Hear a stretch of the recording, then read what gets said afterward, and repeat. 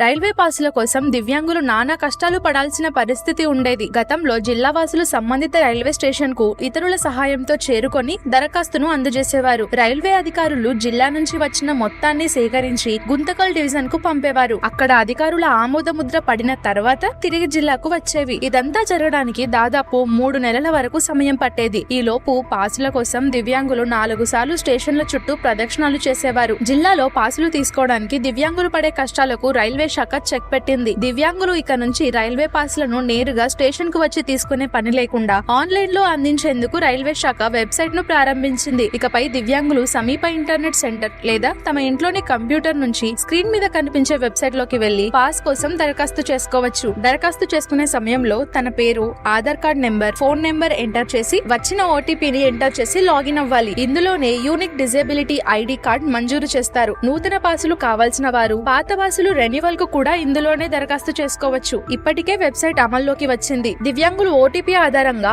Online లోనే pass ID card ను తీసుకోవచ్చు. ఇలా ఎన్నిసార్లు అయినా లాగిన్ అయ్యి దరఖాస్తును పరిశీలించవచ్చు. వెబ్సైట్ లింక్ కోసం వీడియోకి లైక్ చేసి కామెంట్ చేయండి.